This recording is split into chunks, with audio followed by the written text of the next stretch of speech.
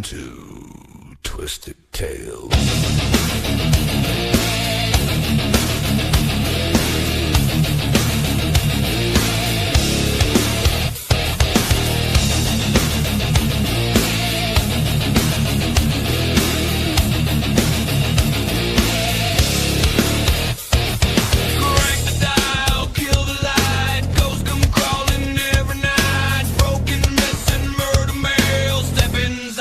Twisted Tales, Twisted Tales, hell, blood and bones and unknown trails. Twisted Tales, hell, who got teeth and drags their nails. Urban riding, back road sin, dead men talking through the wind. Cursed objects, killer law. Once you hear it, you want more. No fairy dust, no happy end, just how the nightmare really went. Turn it up, don't ask why. Good evening, everybody. This is Jeremy, and welcome to another fantastic episode of Twisted Tales. I bring to you this evening a woman who's been involved in the paranormal for a long, long time. She is a founder of Spirit of New England and a great personal friend of mine. Miss Ellen MacNeil, please come on in. Hi, everybody. Hey, Ellen, how are you this evening, dear? I'm good. I'm so glad to see you. I wish it was in person. We will get out that way and see you sometime soon. Gene and I talk about wanting to see you, and we miss you very much, you know. And I want to first of all thank you for coming on the show this evening. Hey, Ross, how's it going, buddy? Hi, Ross. You know, it's an honor for me to have you on the show tonight. You know, when we were putting all this thing together, I was really looking forward to having you here, and want to talk about a lot of stuff that has gone on. You have quite the resume in the paranormal, no doubt. So, might as well start things off. How did you first get involved in the paranormal? Well, being a little kid, I had, which was a long time ago, always horror movies all the time. I was addicted to. Hey, Jason, happy birthday! You know, every horror station that would come on, and all the Saturday afternoon horror movies. I was just thrilled by them, addicted to them. And, you know, after a while you get to say, I wonder how much of this stuff is actually... Hi, Jeremy. I don't know if I can handle two Jeremys. Yeah. My real journey with the paranormal began when my brother was killed in Vietnam, and he was buried on my 18th birthday because he always got the last word. And I had no, you know how you sense stuff. I don't, Right. You know. Anybody on the team, including my daughter.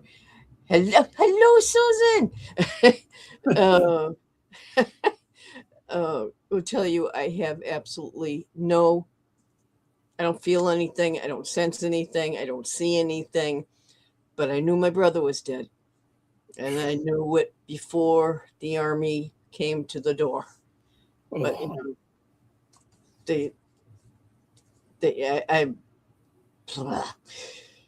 It's okay. I know it's a very sensitive subject, and yeah, I know. It's just sorry. I know there's so many things that happened that I just can't explain.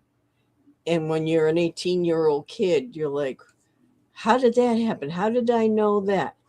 Why was his class picture face down in my bedroom the same day he died when it was raining out? I had my windows shut, had the doors shut to keep the cats out. There was no reason for that picture to fall off my bookcase. You know, I mean, I walked into my room and I was like, oh my God, what happened in here? All sorts of weird things. And I had no one to talk to. Couldn't talk to my parents. Nobody wanted to talk about Vietnam. right. People didn't know what to say to me, so they said nothing. So for 50 years, I kept everything inside me because I had no one to talk to. I didn't know about grief counselors. I didn't know what to do with all this hurt and Yes. heartache. So I just kept it inside. And when Ghost Hunters came on, I said, "Oh my God, they understand. Maybe I can talk to them." And they were up here for a convention, and I said, I have to talk to them. I have to have someone to get all this stuff out. And I met Jason and Grant that day, and we just clicked. And I said, I need to tell you guys what happened with my brother, what I've gone through, the unexplained, messed up stuff that happened. And Jason just grabbed me and hugged me, and he said, "You came to the right place. We will help you." And that opened up a whole world to me, because you're like, how could this happen? How can you know my brother did everything he could to let us know he was gone. And I Right. was like, I got you beat. I already know you're gone, you know. Yeah. And just going through years and years and years of weird things that happened, him protecting me, him being around. I've gone to places that, they have like psychic mediums and all this stuff. Right. And people I don't even know. I've had two people walk up to me and said, "Who is that guy that's with you?" He's, told me about him. And what one of the weirdest ones was, I wear this bracelet for Yeah. a killed in action. You know, Hmm. it gives me a lot of comfort and a Right. lot. I could just look at it and rub it and say, "Hey, I know you're here." And we were talking, and she said, "Whoa, what's with the bracelet?" And I had hidden it, I had it tucked under because I didn't want her to see it. And she goes, "What is with your bracelet?" He said, "He knows you've hidden the bracelet. He wants you to put it back out so you can see it. He's telling me for you to get to don't hide it from me. He's already told me everything that's happened." And it was like, good God. And I was like, "Okay, sorry, Edna." you know, it's out, it's out, it's out.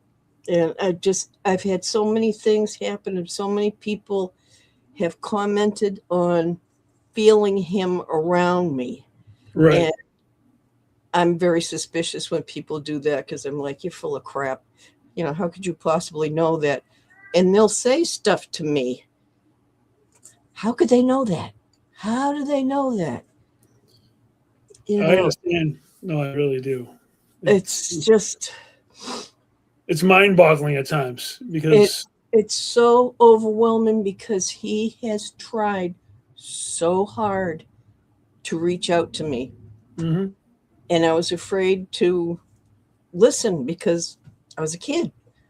I didn't understand this. I didn't know what was going on.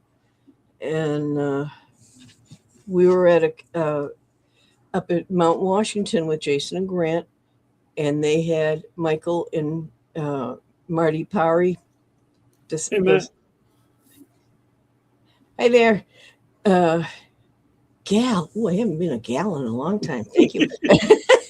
uh, they picked me out of a crowd, told me mentioned me by name. I mean, they didn't know me. They Right. don't know who I am. And they got my daughter's name, the date he died, and so much information. And he said, all I can tell you is that he's happy. He is mentoring soldiers that pass away, and he's up there helping them. And he said, so I know you're proud of him, but what he's doing now is so important. Because I kept saying, why did you take him? Why didn't you take me? I'm just a kid that stays home and watches horror movies and Star Trek. You know, I'm not going to be missed. He was the type of guy, the minute you met him, you just loved him. He was funny and handsome and just, I deal with survivor's guilt. And well, you know, I've never talked to anybody about it because I keep it inside. I understand. Like, it's hard. It's really, Yeah, really it's like he had so much to give, so much to offer, and he was so great. And Yeah. I had not made a mark on the world at all. So I was really ticked off at God. And it was really hard to say, listen, I know you had a reason why you took him, Mhm. but I'll never understand it. Yeah, you know, I understand where you're coming from, because losing a significant family member, like when I lost my mother to cancer and I lost my father about 2 years ago to 2 years ago. stroke. We lost him to stroke in 2024, and my relationship with the higher power definitely was tested, no doubt about that. I asked, why would you take somebody who did so much good for so many people? But unfortunately, I mean, I'm sure you can agree or whatever, is that those people are meant for a higher purpose, and we don't have to understand why, but they were taken for a reason. And Yeah. I mean, it's hard for me to still, even to this moment. And I mean, yours has been a lot longer than mine has, and but it's the pain is there. The pain's horrible. And he was 8 years older than me, so we kept missing each other, like in school, and I'm in school, and then he's off to college, and he joins the army, and it was like don't cry, don't do it. My biggest regret is that I never wrote to him. As I said, I'm just a kid. I have nothing important to say. I have nothing interesting to say. I don't do anything. Right. But you know what? You've talked to him so much since then that through everybody. So you know that he is serving a higher purpose by taking care of those other soldiers on the other side that need a mentor. They need the counseling, and you know that he's doing good work. But for the Paris to come out with the stuff that they did, and it's not like I had told the stuff to Jason and Grant, and they went, "Hey, you need to talk to her. Guess this happened. This happened." They don't know me. Told me my daughter's name. Told me the day he died, and it truly is amazing the gift system. He was crying. He was crying. He said, "Your brother is here, and he is here hard to talk to you."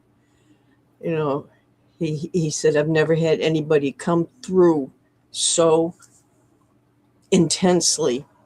And he said he doesn't want you to spend your life grieving for him. Well, now, I mean, you can spend time celebrating him, which is probably, which, you know what, I've been working on doing that. Like, I celebrate my father. I'm trying to look at it from the positive side, because you're right, the negativity sometimes is overwhelming, But let's brighten it up a little bit. I didn't mean to get you so emotional first thing. That's all right. But something. So, Spirit of New England is your baby. You're the founder of that particular organization. When did that start? When did you actually start the Spirit of New England? After I met Jason Grant.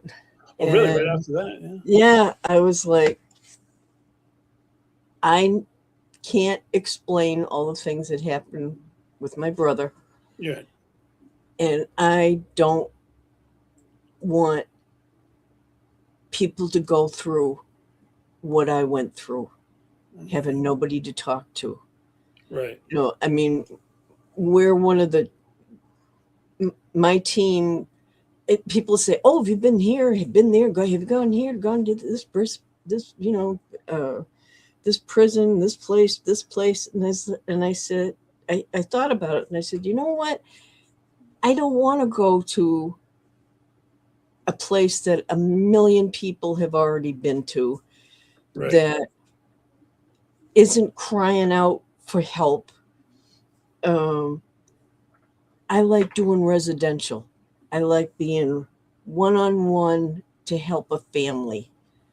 And not a lot of groups do that. They just want to say, oh yeah, I went here, I went here, I went here. You know, a big deal. Bottom line is, who did you help? Who did you help? Did you make somebody feel safe to be in their house? Did you help them figure out who was in their house and why these things are happening? Right. People have no one to talk to. And that's why spirits is different. I mean, I still keep in touch with people that we've done investigations in their home. And, you know, they're like, I can't believe I can just call you anytime I want to. And I said, that's why I'm doing this. Mhm. I don't want people to go through being judged and be, oh, come on, that doesn't happen. You're full of crap and everything. I said, really? Let's sit down and talk and have some onion rings. Yes. There's onion rings. I remember these. Oh, Yeah. Gwen, make those onion rings. Um, I No. mean, we've done some spectacular investigations that have no one has ever done before. And Right. they're the ones I'm the proudest of because they're not contaminated. You know, I they're understand. just, You're giving people peace of mind. You're helping people get through some of their, some of their hardest things, especially where they yeah, live. like you said, I had no one to talk to. It's like, Yeah. who? My minister didn't want to talk about it because it was Vietnam. It was the war. He was waked in the church. I slept in the church in the choir pews Oh, wow. because I was so afraid that somebody was going to come into the church and take his flag off, tip him over, do something awful. I was like, God help anybody that messes with you because I'm here and nobody's going to disrespect you.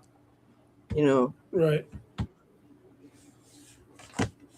nothing like crying in a church pew all night. Yeah. But I didn't get to say goodbye to him.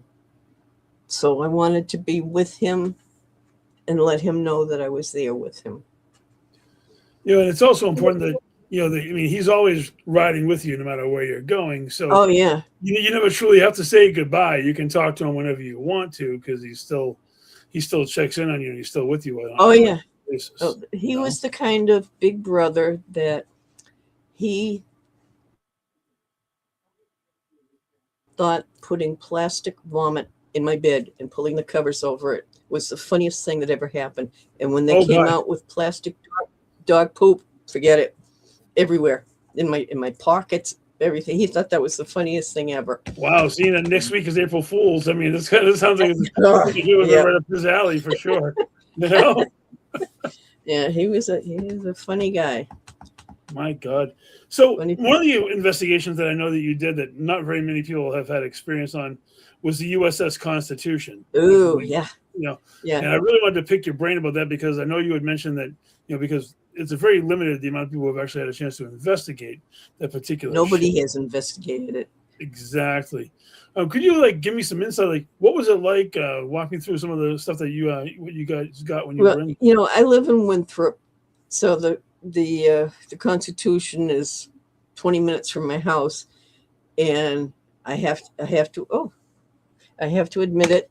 I absolutely love the Constitution. Why, look, there's my teacup. Oh, that's awesome. Oh, that is so cool. let me put Mick Jagger back in here. Okay, all right, stand up. And I said, you know what? One of my biggest regrets will be not reaching out to them, because I have heard so many times that how active the place is. And I said, you know what? I'm going to get in touch with them. All they can do is ignore me, or just say, lady, please, So I wrote to them and I said, this is who I am. My team is Spirits of New England.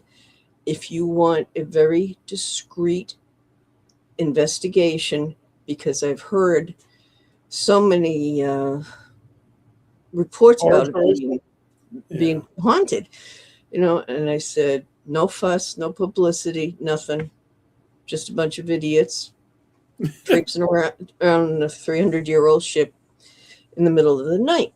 And I said, if you want us, I said, just let me know and we'll be there. 10 minutes after I sent the email, I get a note from he who sitteth on the right hand of the commander. Please come and tell us what is going on the ship. It's crazy. Wow. And I was like, oh my God, wow. So we were, and this was with the permission of the Navy, right? Quietly. And after we did it, I got in touch with Jason and Grant, and I said, you have to. You have to do it. And I said, you have a hell of a lot more pull than I do. I said, the captain wouldn't, well, not a captain, the commander would not even get on the ship. I said, so you're going to let an old lady run around on your ship? Okay. All right, no problem. So we were on there for 2 nights, and the place is insane. Yeah. And after, when we did the reveal, and, the commander said, is this ship haunted? And I said, not only is it haunted, I said, it is protected. I said, you've got 308 sailors that died on this ship. And I said, most of them are still here. And they helped us with the tour. We use equipment that the FBI uses, to do the EVPs, do the audio and everything. Right. And these random voices, would come on and be like, that's not us. Who is telling us to go down on the galley? Who's doing this? Who's doing that? Can I tell you my favorite story? Please. Oh, okay. All right. So we're getting a tour from one of the guys that didn't want to be on the investigation with us. Who was terrified. And he said, we're going to take you down to the manger deck. And that's where they keep all the food for the sailors and when they do the cooking and everything. And he said, they had cows and pigs and sheep and chickens and, told us all this stuff. When we played back all those EVPs and all that whole conversation, you hear this little kid go, and a bear. It's like, what? And a bear? Did he say and a bear? And I said, okay, all right, okay. So I get everybody over, and I said, I'm not going to tell you what I think this said. If all of us agree to what we think we heard, we have one of the young boys who are called boys. And they ran errands all over the ship. Right. Now I'm 5'4". I smacked my head on that ship so many times. And I said, everybody said, Jeremy, you couldn't get you you'd need an extra permit. You couldn't even walk on it. It's so, the ceilings are so low. And I said, this doesn't make any sense at all. And, a lot of you probably know Jack Kenna, who I refer to as Mr. Paranormal, who is my best friend and my brother from another mother. And he said, let's Google this. Sure enough, there was a bear that was on that ship that was being transported to a new location. And in the 1800s, named Commodore Scrappy. And I said, wait a minute. Okay, that was in the 1940s. How does the kid that was on this ship in the 1800s know about the bear? He's still there. And he wanted to make sure that we knew that there had been a bear on that ship. Wow. And it was just like, the poor Commodore didn't know what to do. He was just like, oh my God. And we printed out all the information on the bear and everything. And how do you make sense out of that? That's 200 an years. amazing EVP. You know, Two- getting an intelligent response. Oh yeah, to there were 3 young boys that died on the ship. One fell off the rigging, one had disease, and I don't know what I don't remember what happened to the other one, but he made sure we knew about the bear, that is and amazing. we could back that up. And I Wow. said, this ship is so protected. My God, I mean, we caught a starter whip being snapped. We just when we left the ship, we got an EVP that says, "Y'all come back soon. That's You're welcome on the ship." that is I awesome. mean, we have a 15-minute video, which is really hard for Jack to do because we were on there for 2 nights. But on YouTube, we have a video of what we caught.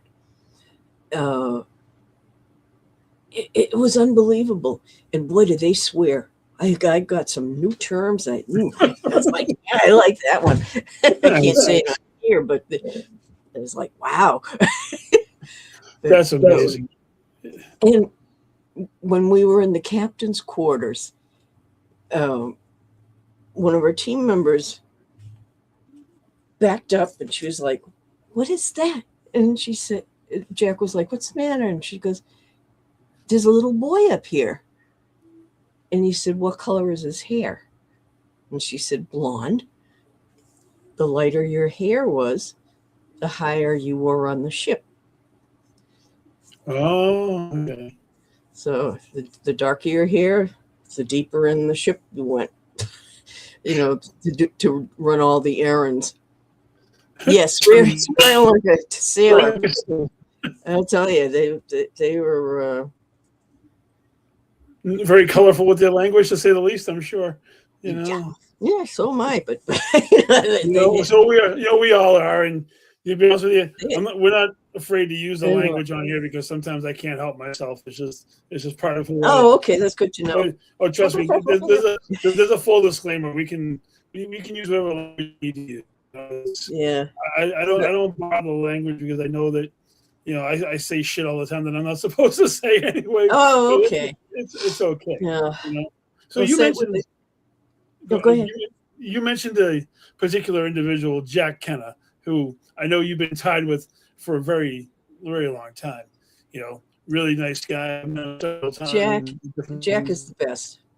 How did you guys get? How did you originally? How did you guys get linked up to the first?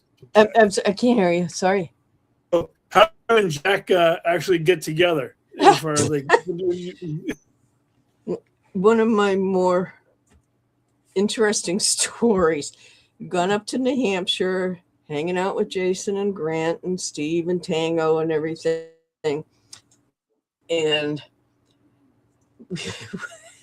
we're driving up there and, just having a great drive. New Hampshire's beautiful. And I had my, window halfway down. All of a sudden, a bird flies into the car, explodes on me. Oh God. Beaks, eyes, feathers. Yeah, I'm sitting there and I'm covered with bird blood. Oh. And I was like, get the bird out of the car. so we pulled up to the Spalding Inn, and I get out of the car, and it's like feathers everywhere. I mean, this was a good sized bird. Wow. And Jason's standing there, and he's dying laughing. And he goes, Jack, meet your Ellen. Wow. And Jack was like, wow, you know how to make an entrance. And I said, I was trying to be very subtle because I'm a very shy person. But I was just like, that was it. So I had to go and wipe the blood off me. And it's disgusting. And it was a hell of a way to meet and to bond. We had met, Jason and Grant had the Beyond Reality forum. It was just like a web page for people to meet each other and everything. Okay. And, you know, Jack came on, introduced himself, and, you know, his mom had just passed away, and nobody said anything to him, you know. And I said, oh, I understand how that feels. And when nobody acknowledges you, Right. just because you don't know them doesn't mean you can't say, oh, I'm so sorry. So I immediately adopted him. I was just like, Mama Bear's got you. Got you. Absolutely. And he's just the greatest. And he writes great books. And he has been on a million TV shows. And you should have him on this show. I'd love to have him on. I have him on my my bucket list of Yeah. people to try to have on the show. You know? And he was kind of lost too, and he and I just bonded, and he's very intuitive, and he sees, like, he and my daughter will walk into a house or something and be like, oh my God, look at the goosebumps on my arms, look at this. And I'm like, got nothing. And, you don't feel that? You don't not got nothing. Nope. So they know that if I do feel something, all hell's gonna break loose. Oh, definitely. I mean, like you said, you don't feel anything, but you know there are occasions when you get that spidey sense, the tingles. You know, you'll feel something eventually. My spidey you know, sense. Yeah, the old spidey sense. You know, that's what I've heard people call it before. It's like We did a lecture down in the an investigation in the Bermuda Triangle. God, old much? The Bridgewater Triangle. I wish it was the Bermuda Triangle. And that was the first and hopefully last time I ever got touched. okay. And we're talking touched. This woman was actually, she contacted us because she worked at Brigham and Women's where I worked. Right. And she saw an article that was written on us, and she got in touch with me, and she's like, please come to my house. Turns out Indian burial ground, Mi'kmaq Indians, their house was insane. And we were up in her bedroom, talking with a bunch of people. And all of a sudden I get on my shoulder. Oh boy. Not a, this was a, hi, Hey, how you doing? on my shoulder. And, being the sophisticated professional I am, I jumped a foot, and I turned around to give hell to the two friends of mine that I thought were behind me. Right. They're down the hall. There's nobody behind me. Okay. And I said, okay, debunk. It's not my sweatshirt hoodie. I'm not up against the doorway. I didn't hit the bureau. What the hell? And somebody said, "Are you all right?" And I said, "No, I'm not." I said, I got touched. Yeah. And it wasn't Jason Momoa. It was, yeah. It It's wasn't like, Jason Momoa. yeah. And the woman that was talking is a psychic medium from New Hampshire. And I'm not too keen on them. She had to prove herself to me. Right. Had never met Jack before. Walked up to him and said, "Oh, you have an autistic son." I didn't know that. She did. I didn't. And she said, "Let me talk to you for a minute." And she takes me out in the hallway and she said, "You who never feels anything," she said, "let me tell you what just happened. Whoever the woman that was murdered on this property is thanking you because you are protecting the client here from all the things that are wrong. And she is letting you know that she appreciates that you guys are here and that you're trying to help this poor woman." And I said, "A thank you note would have been more than appropriate." Don't touch me. You got the ultimate thank you note. You actually got the. Oh my God. You know? When I first met her, she was haggard. She was a mess. After our investigation, I saw her again at the hospital, and I see this woman coming down the hall. Ellen! She's running towards me, and I was like, "Oh God, stalker." Oh, let me do here. And I didn't know who it was. It was her. She looked like she had a damn facelift. She said, "Oh my God," she said, "I can't believe what you guys did. You were amazing." And I was like, that's why I want to do this. You make a difference. You listen. You help. You don't go, "Oh, okay, this was an investigation I just did. Let me put that on my my list here of accomplishments." No, you're doing that for the wrong reasons, honey. Do it to help people. Do it because you care. I agree with you. I mean, there are some places that you go to that you can enjoy, like the Conjuring House at one point was actually a fun place to go to, or places like that. I mean, I know that it's the important work is the residential work, helping people, helping families. But I mean, it's okay to go to some of these more historic places just to, have a little free floating investigation time or stuff like that. If you want to do that too. I mean, both sides of the coin. I mean, I don't begrudge anybody for doing any of it, to be honest with you. I mean, you and I both did Maplecroft. I think we were probably the last group there was. Yeah, we were like the last people there.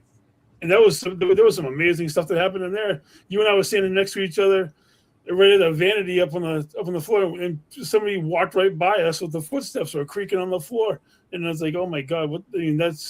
That was just like walking around, just hanging out. I was like, "Did you hear that?" "Yeah, so did I." And it was heavy. It was heavy footsteps on a wooden, creaky floor, and we weren't even moving, so it sure as hell wasn't me. So it was. But I appreciate every interaction that I have with spirit. With whether I'm helping somebody directly or whether somebody comes up to me, because I mean, I get a lot at the hospital where I work. Because I work at a hospital in food services, but I encounter spirit a lot at the hospital. So it's you're very open to stuff. I'm a cranky old lady, and I'm like, "All right, what are your intentions? What are you? Why are you messing with me?" I really need to see stuff and that freaked me out. I can't tell you. Yeah, man, I agree. Maplecroft is pretty cool. I mean, I've been to the Lizzie Borden house a few times. Yeah, me Maplecroft was beautiful too. Just a beautiful, beautiful place. Oh, And now it's a God. private residence. After we left there, shortly after that, it became a private residence. That's sad. But if it means that the spirits in there are at peace and they're like, thank God I don't have to deal with people traipsing around in here. I'd make a terrible ghost. I'd be like, really? It's Wednesday night. I'm watching Josh Gates. I don't want you walking through my room. I don't want you asking me to talk to you. Leave me alone. I'm going to kick you down the stairs. You know, you gotta know when to back off. Absolutely. You know, it's too much. I mean, that's why I don't do a lot of public places. It's Right. just like, okay, everybody does that. And, you know, people are, oh, have you been to the Conjuring house? I was like, no. I said, I don't know if I believe a lot of the stuff. I've never been there, so I can't judge it. But Right. from what I've heard and seen, I'd need to see it for myself. Be there, Absolutely. you know, be there for myself. I just don't. I don't like all the hype. Oh, I agree with you, and I mean, I've actually investigated there a couple of times, and I've had some amazing interactions. I mean, one of them, the lights in the place just started going mental out of the blue when we were in the library area. But you know, it's it was cool. I mean, I feel bad for the owners and everything now because it's like such Sorry, bad Matt, controversy. took my glasses off. Matt had said that when he stayed at the Conjuring house, it was pretty lit. I mean, like it was pretty active, and I know there's a lot of controversy with the Conjuring house these days with all the court cases and whatnot and so forth. But I don't get involved in any of that political Yeah. stuff. That's not my vibe. Russ, you still awake? Okay, good boy. Nicole, welcome. Have you done the? Did you ever do the Houghton Mansion? No, Oh, I think the place shut. But the place didn't that shut down? Didn't they demolish it at some point? I don't know if they demolished it, but it was a shame to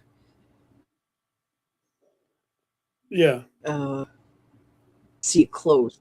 I mean, to go into like the I forget the name of the group that ran it. Okay. It had so much history. Yeah. And it made you feel very. Oh, hello. All right.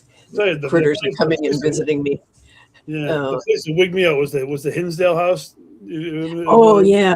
Yeah. My Hinsdale. God, that place will make you be on edge while you're there.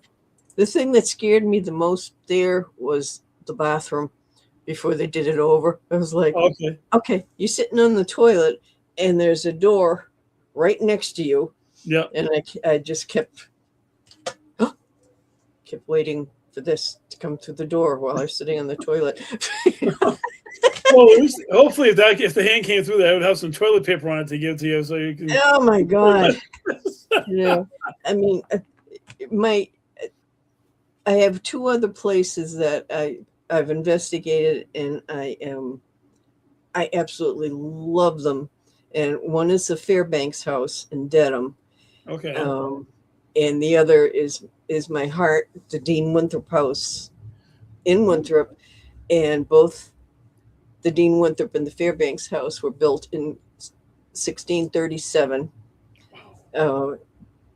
The Dean Winthrop house is the oldest. Let's see if I can do this without spitting all over myself. The oldest timber framed house in America that is still occupied. Okay. The Fairbanks house is not occupied. The roof is like this. It's another place that I smacked my head trying to walk through a doorway. That place was insane with the stuff we got. And the Dean Winthrop House was one of the first places that we investigated. And we did that on Haunted Case Files. And it's very active. Who's that? Susan, yes. Yes. You better be coming back up here. I want to come out there and check it out. I've never been to the Dean Winthrop House. It's wonderful. It's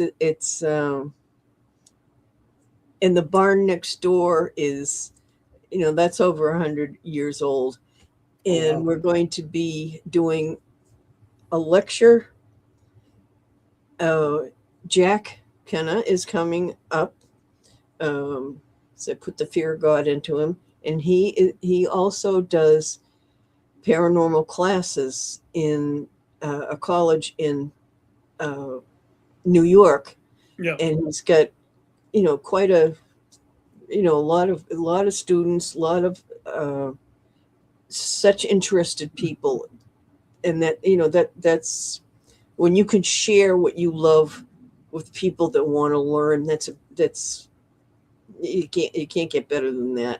I agree. He's a very talented guy. So I love him to pieces. Hopefully you're not on here. You're probably asleep since I haven't seen you pop up on here. But he's going to teach like a mini paranormal class. okay. And then we're going to investigate the Dean Winthrop House. No, the first time we went there, we went, hi there. Good day to you too. The first time we were there, we brought the board of directors downstairs and we played that back. And all of a sudden you hear, hello, Jack. Wasn't any of us, wasn't anybody on the board. And I said, really? You've got women hitting on you that have, been dead for 200 years. Really? Are you proud? Yeah, come on. It's like, hello, wow. Jack. And we've had some wonderful experiences there. Hey, Christy, thank you for. Oh, and I don't look good. Thanks, Christy. All right, thanks. I'll remember that. You're gonna have to let me know when you guys have the lecture because I really want to come out and see you do your thing. I know Winthrop's a little bit of a drive for me, but I'm willing to come out because it'd be great to see you in person. October 24th. Yeah, October 24th. All day thing, and Is that a Saturday? Yep. Yeah. I'll take. I'm going to take the day off of work, and I'll come out and I'll see you guys. I'll call in sick for you. I'll just say, absolutely, because I would love to come out. No way he can do it. And see you guys do your thing. It's really cool. It's fun because we have the president of the Winthrop-Art Association was our first investigation, and I let her talk about what happens at her house, and come to find out, she called me up. This is when we first got started, and she said, "You're the only one I know I can talk to about this." And I said, "Oh, where have I heard that before?" And I said, "What's going on?" And she said, "I had a full body apparition of an American Indian in my living room." Okay, alrighty then. I said, "Tell me more." And I was like, "Oh my God, this is going to be our first investigation. I don't know what to do with this information." Right. I was like, okay, so she's got an Indian in her house. I said, well, you know what I'm going to do? I'm going to call the town historian, who just happens to be a member of the Dean Winthrop House. Right. And I said, Dave, I need to run this by you because I want to get all the information I can get to help her. Right. And I told him that she's got an Indian in her house. And he said, did you know that in French Square down the center, he said they had buried Indians down there. Hey, Nate. How's it going, Hi. man? Thanks for showing up, Nate. Yeah, man.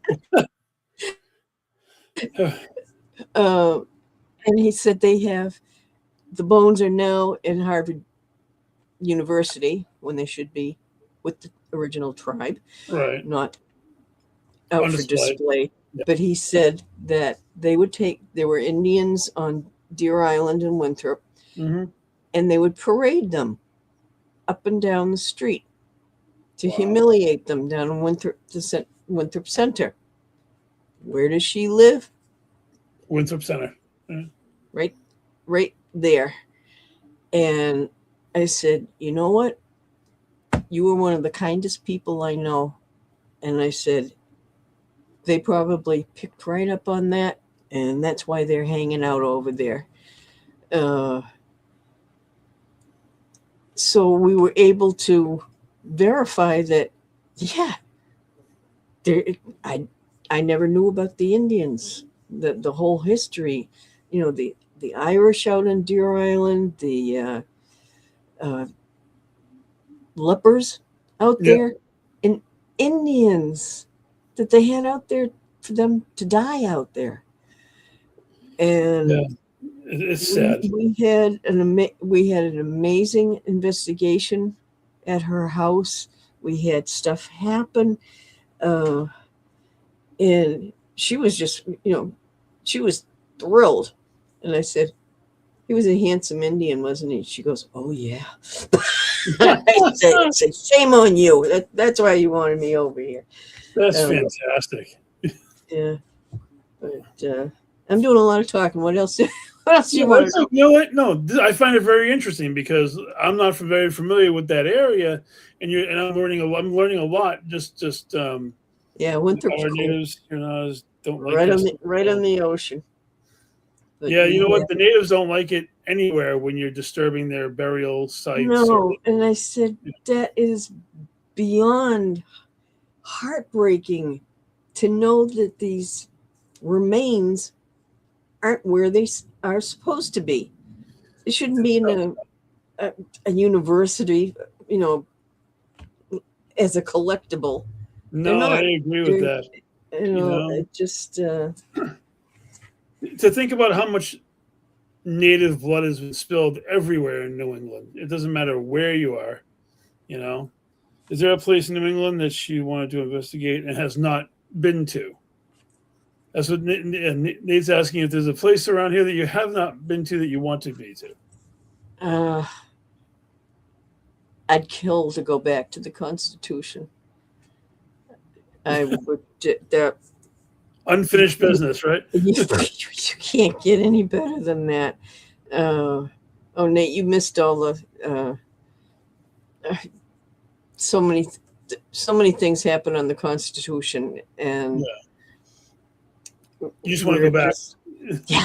Yeah. And I said the best way to do this, get Jason Grant to go on there because they will have a lot more pull. But they had to literally go through the Navy where we just snuck up the plank because they wanted a quiet investigation. Oh, I know what I want to tell you. Yeah. After when we did the reveal, he says, well, oh, okay. We'll go back. I wish we could. After 9/11, that was it. Right. That was it. But I lost my train of thought. You were talking about a story that you wanted to say about. Oh, and he says, "Well, you can't publicize this at all. You can't say anything." And I was like, "But," and he says, You can't say anything. And I was like, oh God. I said, okay, all right, I won't say anything. I'll tell everybody I know, but I'm not gonna. I didn't do it on Facebook or anything. Right. And so I was sitting at home one night, and the phone rings, and there's this guy's on the phone, and he goes, "Is this Ellen? Is this Spirits of New England?" And I was like, yeah. Do I owe you money? No. He goes, I was on the Constitution, and somebody who wasn't there was next to me talking to me.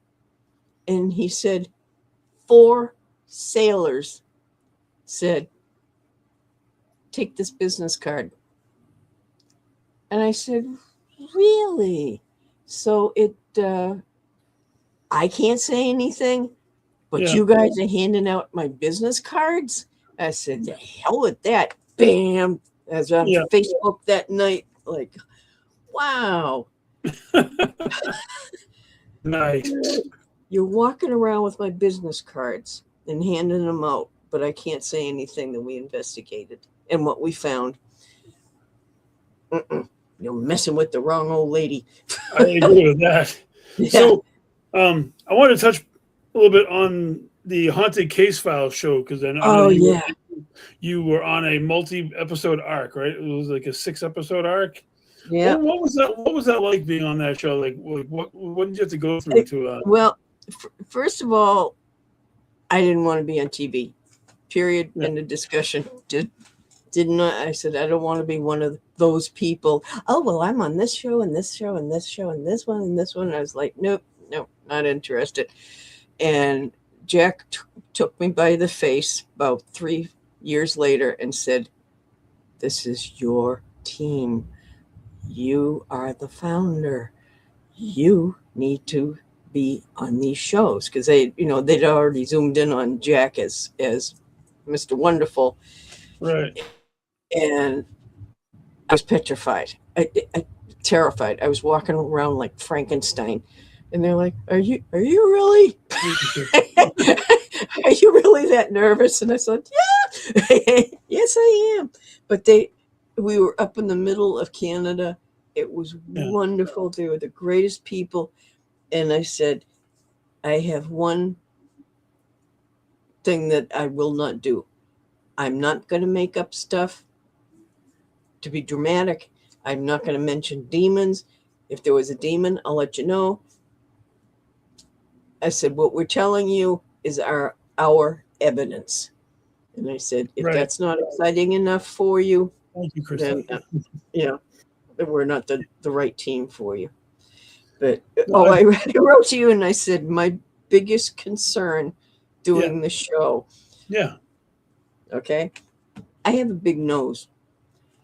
And they've got that light bulb swinging back and forth in front of you. And I was like, I'm going to die in Canada because I'm going to get a broken nose. And I agree, Chrissy. There need to be more people like Ellen. Yes. Oh, thank you. Thank you, Chrissy. I'll send you a check. Jack's standing there and he's being all professional and everything. And I'm like, please don't swing that friggin' light bulb too close to my nose. And he's like, why are you backing up? And I said, because I have a big nose and you got a light bulb on a string going across my face like this. And I said, I have this thing about dying on camera. You want to get a nose job live on camera? It's too big for a nose job. But oh my God, they were so nice, and they were so this is when shows were really good, when you didn't get pompous asses that wear tight t-shirts and go, bro.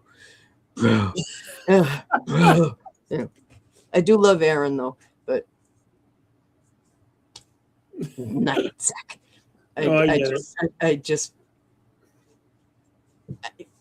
To me, he's not a professional and investigator. He's in for the show and the fame and the glory, and I hate the show. Hate the show. But the Haunted Case Files, it was an honest show. It was I agree with I mean, we got paid, but it was for food in the hotel. Whoa, hello. You okay? My ghost just fell. All right. Man down, man down. Anything's possible on Twisted Tales, that's for sure. And the props have fallen down. Props are down. Hey, But how sexy is this T-shirt? that's an amazing shirt. And my comfy Oh, that's ghost really cool. jammies. That's That really, was really funny. cool. That was But, funny. you know, You're not getting paid. Go back up there. oh my, anything's possible You when can't you're make this alive, shit that's for sure. You know, Oh, God. there's no fame and glory with the paranormal. It's dead energy we are seeking. Makes no sense to do the grandiose thing. I agree, you know, and Hi. Well, okay. I mean, a lot of the TV shows that are This is on. Puddin', Hey, oh, what a beautiful, beautiful the Maine kitty. Coon cat, Mr. Pimp Heaven. Yeah, it just startled me a little, and then Yeah, I admit Ellen I had, tinkled. I did tinkle. do you need to send a liability waiver to be on the show? I know I should. I should. That's Oh, God. fantastic, you know. Oh my God, Ellen, you know, it has been an amazing evening having you here with me tonight. I really appreciate it. But I want to close things up a little bit with something that I always ask all my guests, and seeing that you're an OG when it comes to the genre that I love the most. Your Mount Rushmore or top 4 horror characters in your, Oh, in no, your wait, opinion. wait a minute. We didn't touch on our mutual love. Oh, okay. You know what? We have a few more minutes. I'm definitely, I don't mind running over. Oh, there they are. Sheamus and The Undertaker. Ooh. Drew McIntyre's still on the package. You know, yeah, a longtime wrestling fan like myself, no doubt. I know. I'm too old for you, honey. No, it's okay. Age I'm is just so- a number, right? Yeah. I'm so old that my favorite. Well, I'll definitely have Ellen back on, Christy, no doubt. Okay. She's an you, amazing, Christy. amazing person, you know. And When I was a kid in high school, you know, and everybody had Bobby Sherman and David Cassidy and inside their lockers and everything. yeah, And I had Bruno Sammartino and Chief J Strongbow posters. oh, nice. That's how old I am. Yeah, I can appreciate them, you know, being an old school person like myself. I mean, not, you know, I've been a fan for like the last 40 plus years of my life too. So I definitely can understand that for sure. I love my wrestling. Getting a chance to be an actual wrestler for 20 years definitely didn't hurt matters either. You know, get to see both sides of the I know wrestling. when you told me that you went to wrestling school, I was like, oh my God, I love him. You know, So what did you ask me before? What my 4 favorite? Oh yeah, movies? so it's the question I usually ask people towards the end of the episode. And you know what? Without a shadow of a doubt, Christy, I will have Ellen back on for part 2 because she is so cool. We have so much more that we can possibly cover. If she's willing to come back, I'll definitely have her back on for You got it, baby. You know, Russ, your wake Mount up. Rushmore or top 4 horror characters of all time. Horror characters. Oh. Or well, movies. You can go movies if you feel you want to do movies. Yeah. Well, my biggest crush, Christopher Lee. He can bite my neck anytime he wants to. An amazing Dracula. Yeah, I agree with that. Oh, hi, Milo. Yeah, my movies, Salem's Lot. Yeah. Ralphie Glick outside the window. Ghost Ship. You know, I love horror movies. My favorite movie of all time is, of course, Jaws. You know, nice. I have seen that so many times it's embarrassing. You know, when you can do the dialogue along with the actors for the whole movie. Winnie, Tiglet, Freddie, and Michael. Nice.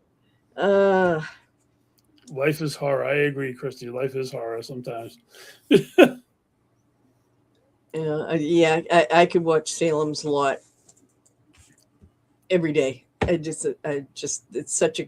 You know what I loved about it? It was not computers. It wasn't Right. AI generated. It was scare the crap out of you, make up good acting, and it was just a lot of fun. Oh, and Trilogy of Terror, that little bastard running around with the spear.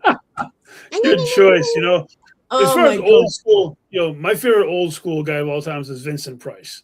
I'm a huge Vincent. Yeah, Price fan. yeah. You know, his movies were so psychologically crippling, like The Pit and the Pendulum and The House on Haunted Hill. And Yeah. he I wouldn't get near our microwave because my brother had told me that the Zuni doll lived in the microwave. oh, jeez. Whew. Yeah. That's enough to scare you away from a microwave.